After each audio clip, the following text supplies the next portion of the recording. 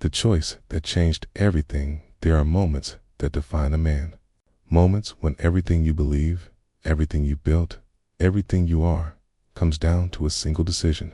For Bumpy Johnson, that moment came at 3:30 in the morning on a hot July night in 1948. He had just left Small's Paradise after settling a dispute between two numbers runners. The streets were empty except for a few working girls and a drunk sleeping it off in a doorway. That's when Bumpy heard it, a sound he knew too well, the wet, choking gasp of someone dying from an overdose. Most men would have kept walking, but Bumpy wasn't most men. He turned into the alley and saw the kid face down, convulsing, foam coming out of his mouth, dead in 5 minutes if nobody helped. Then Bumpy saw the ring on the kid's finger, gold, Italian, with the initials D.M. David Mitchell, Sonny Mitchell's only son. Sonny Mitchell, the man who'd been trying to kill Bumpy for 2 years. The man who'd ambushed Bumpy's crew. The man who'd called Bumpy a dead man walking. Bumpy could walk away, let the kid die, call it karma, call it justice. Sonny would be destroyed by grief, weakened, vulnerable. Or what Bumpy did in the next 60 seconds would become the most talked about story in Harlem history. To understand what happened that night, you need to understand Harlem in 1948. World War II was over. The soldiers had come home. But the war on the streets of Harlem was just beginning. Heroin was flooding into the neighborhood, pure stuff coming from Turkey through Italian mob connections. It was killing people, young people, kids who thought they were invincible until their hearts stopped beating. Bumpy Johnson was 41 years old in 1948. He'd been running Harlem since before most of these young hustlers were born. The numbers racket, the policy games, the protection, it all flowed through Bumpy. He wasn't the loudest man in the room. He wasn't the flashiest. But when Bumpy Johnson walked into Small's Paradise or the Cotton Club, everyone noticed. The music didn't stop, but the conversation did, just for a second, long enough to show respect. Bumpy had rules. He didn't sell heroin to kids. He didn't allow violence against women. And he protected the neighborhood.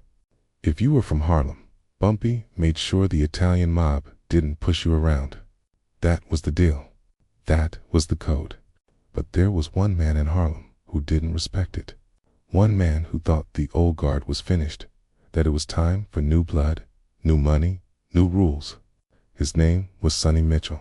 Sonny was 35, ambitious, connected to a mid-level crew out of the Bronx. He'd started moving heroin into East Harlem 2 years earlier, setting up shop on 116th Street, right on the edge of Bumpy's territory. At first, Bumpy let it slide. The city was big enough for everyone. But Sonny got greedy, started pushing into 125th Street. Started telling people Bumpy was old, finished, that his time was over. Then Sonny made a mistake. He shot up one of Bumpy's number spots, put 3 men in the hospital. One of them was Bumpy's nephew. That's when the war started. Bumpy burned down Sonny's warehouse. Sonny tried to ambush Bumpy outside Small's Paradise. Bumpy's crew kidnapped one of Sonny's lieutenants, sent him back with a message. Stay out of Harlem. It was ugly, personal, and everyone in Harlem knew it would end with one of them dead. Sonny Mitchell hated Bumpy Johnson more than any man alive. And Bumpy had made peace with the fact that Sonny would have to be dealt with permanently. That was the world Bumpy was living in on July 15th, 1948. A world where enemies didn't get mercy, where weakness got you killed, where the only thing that mattered was power. But that night, walking back to his car at 3:30 in the morning, Bumpy was about to make a decision that would defy every rule of that world. The alley off Lenox Avenue was dark, smelled like garbage and piss. Bumpy almost walked past it, but he heard the sound, that choking, gasping sound. He'd heard it before, too many times. Kids overdosing on heroin so pure their bodies couldn't handle it. Bumpy turned into the alley. The kid was maybe 19 years old, wearing expensive clothes, Italian shoes, face down in a puddle of his own vomit. His body was convulsing, jerking like a puppet with cut strings. Bumpy knelt down, checked for a pulse. It was there, but faint, irregular. The kid was minutes away from dying. That's when Bumpy saw the ring gold custom-made with the initials DM engraved on the side. David Mitchell. Bumpy had seen that ring before. Seen it on Sonny Mitchell's son when the kid was running around Harlem pretending to be a gangster, trying to prove himself to his father. Bumpy stood up, looked down at the dying kid, Sonny Mitchell's only son. The son of the man who tried to kill Bumpy 6 times in 2 years. For 10 seconds, Bumpy Johnson stood in that alley and didn't move. 10 seconds where he calculated the angles. David Mitchell dies. Sonny Mitchell is destroyed.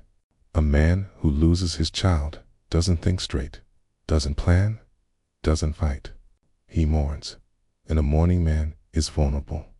This was an opportunity, a gift from the streets. Bumpy didn't even have to do anything. Just walk away. Let nature take its course. Let the heroin that Sonny Mitchell was pushing into Harlem kill Sonny Mitchell's own son. The irony was almost poetic. Bumpy turned to leave. Then he stopped. He thought about the code he'd lived by his entire life. Women and children. You don't touch them, ever, even if they're your enemies. But David Mitchell wasn't a child. He was 19, old enough to make his own choices, old enough to know what heroin could do. Bumpy took another step toward the street, and then he heard it, a small sound, almost like a whimper. The kid was crying not from pain, but from fear. The kind of fear that comes when you realize you're about to die. And there's nothing you can do about it. Bumpy closed his eyes. When he opened them, he'd made his decision. Bumpy Johnson picked up David Mitchell with both arms. The kid was dead weight, limp, still convulsing, foam and vomit on his face. Bumpy carried him out of the alley, across Lenox Avenue, toward his car. People saw it. A few late-night stragglers, a couple of working girls on the corner. They stared. Bumpy Johnson carrying a dying white kid in his arms. In 1948 Harlem. That image didn't make sense. Bumpy didn't care. He put David in the backseat of his Cadillac and drove. Harlem Hospital was 6 blocks away. He made it in 4 minutes. The emergency entrance was around back. Bumpy pulled up, carried David inside. The nurse at the desk looked up, saw a black man in an expensive suit carrying an unconscious white kid, and her eyes went wide. Overdose, Bumpy said. Heroin. You need to save him now. The nurse hesitated, just for a second. In 1948, hospitals in Harlem served black patients, but they weren't always fast about it, especially not at 3:45 in the morning. Bumpy leaned forward. His voice was quiet, calm, but it carried weight. You're going to save this boy's life. You're going to call the best doctor you have. You're going to do it right now, and I'm going to sit in that waiting room until you do. The nurse grabbed a gurney. 2 orderlies came running. They took David Mitchell from Bumpy's arms and rushed him into the emergency room. Bumpy sat down in the waiting room. It was empty, except for an old woman with a bandaged hand and a man sleeping in the corner. Bumpy sat there alone, silent, waiting. His shirt was covered in vomit. His hands were shaking, not from fear, but from adrenaline, from the weight of what he'd just done. He'd saved his enemy's son, the son of a man who wanted him dead, the son of a man who'd tried to destroy everything Bumpy had built. Now he had to wait and see if the kid survived. And if he did, Bumpy had to figure out what came next by the time the sun started to rise over Harlem. Bumpy had been sitting in that waiting room for 2.5 hours. That's when the doors burst open. Sonny Mitchell walked in with 5 armed men. He looked like he hadn't slept. His eyes were red. His suit was wrinkled. His hand was on the gun tucked into his waistband. He saw Bumpy sitting in the waiting room and stopped for 5 seconds. The 2 men just stared at each other. Bumpy didn't stand up, didn't reach for his gun. He just sat there, calm, waiting. Sonny's crew fanned out, hands on their weapons. Ready? Where is he? Sonny's voice was raw, broken. Operating room, Bumpy said. They're trying to save him. Sonny's jaw tightened. What did you do to him? Bumpy didn't flinch. I didn't do anything to him. I found him dying in an alley. Overdose. I brought him here. Sonny laughed. It was a bitter, ugly sound. You expect me to believe that? You found my son, and instead of letting him die, you saved him. Why? So you can use him against me. Bumpy shook his head. I saved him because he's a kid. And kids shouldn't die in alleys because their fathers are too busy fighting wars to notice they're falling apart. The words hit Sonny like a punch. His face went pale. You don't know anything about my son? I know he was using the heroin you're pushing into Harlem, Bumpy said quietly. I know he overdosed on product so pure it stopped his heart. And I know if I hadn't found him, you'd be planning his funeral right now instead of standing here pointing guns at me. Sonny's hand tightened on his weapon. Maybe I should shoot you anyway. You could, Bumpy said. But your son is in that operating room, fighting for his life. And when he wakes up, if he wakes up, the first thing he's going to ask is who saved him. You want to tell him it was the man you killed? The man you taught him to hate. Sonny's hand dropped from his gun. A doctor came through the double doors. He looked exhausted. His scrubs were stained with blood. Are you David Mitchell's family? The doctor asked. Sonny stepped forward. I'm his father. Doctor nodded. He's alive. Barely. We had to restart his heart twice. He's in critical condition, but he's stable. If you'd brought him in 5 minutes later, there would have been nothing we could do. Sonny looked at the doctor, then at Bumpy, who brought him in. The doctor pointed at Bumpy. That man carried him through the doors himself. Wouldn't leave until we started working on him. Sonny stood there, silent. His crew looked at him, waiting for orders, waiting to see what happened next. Bumpy stood up slowly. Your son is alive, Sonny. That's all that matters. What happens between us, that's for another day. He started walking toward the exit. Wait. Bumpy stopped and turned around. Sonny Mitchell looked broken, not physically, but emotionally, like a man who'd just realized how close he'd come to losing everything. Why? Sonny asked. His voice was barely a whisper.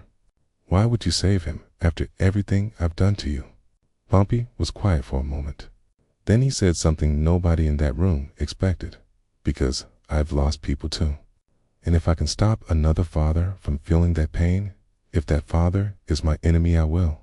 Every time. 3 weeks later, Bumpy Johnson walked into Small's Paradise like he did every Tuesday night, sat in his usual booth, ordered his usual drink. The door opened. Sonny Mitchell walked in alone. The entire restaurant went silent. Everyone knew about the war between Bumpy and Sonny. Everyone was waiting for the explosion. Sonny walked over to Bumpy's booth, stood there for a moment, then sat down. My son is alive, Sonny said. Doctors say he'll make a full recovery. He's in rehab now, getting clean. Bumpy nodded. That's good. Kay told me what happened that night. Sonny continued. Told me he copped some bad heroin. Told me he was dying.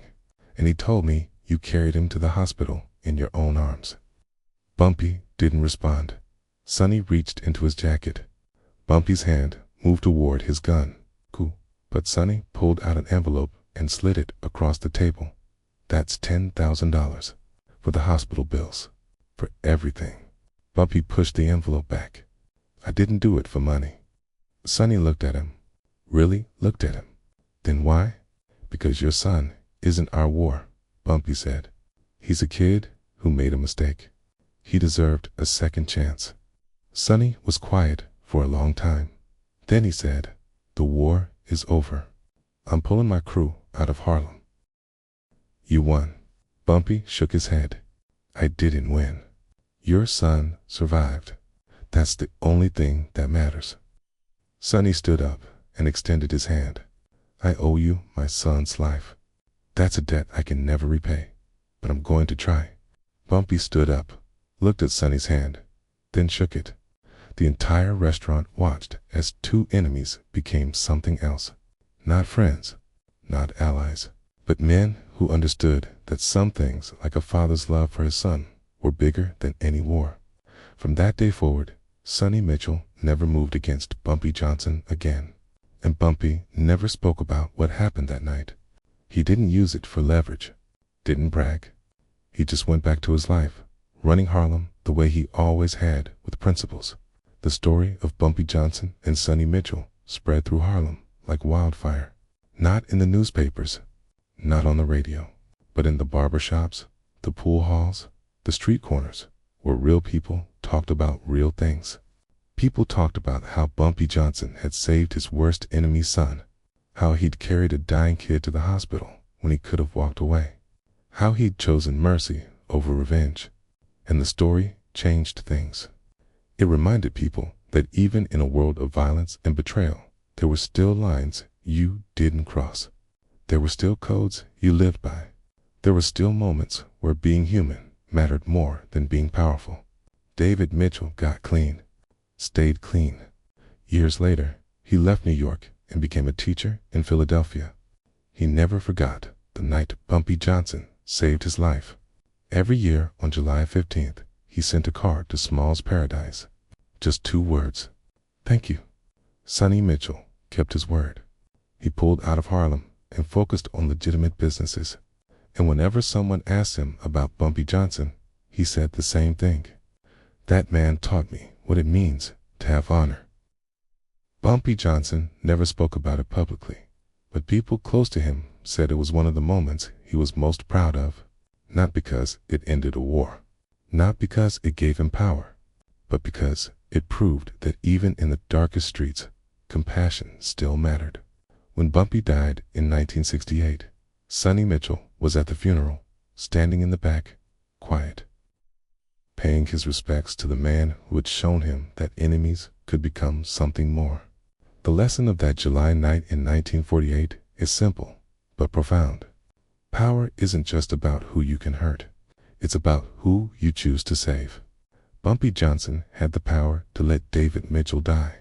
He had every reason to, every excuse, every justification. But he chose differently. He chose to pick up his enemy's son and save his life. And in doing so, he proved that real strength isn't found in violence. It's found in mercy. If this story about compassion in the darkest places moved you, hit that subscribe button and smash the like. Share this with someone who needs to hear that doing the right thing matters, even when nobody's watching. Drop a comment about a time someone showed you unexpected mercy. And don't forget to hit that notification bell for more untold stories about the real Bumpy Johnson, the man behind the legend.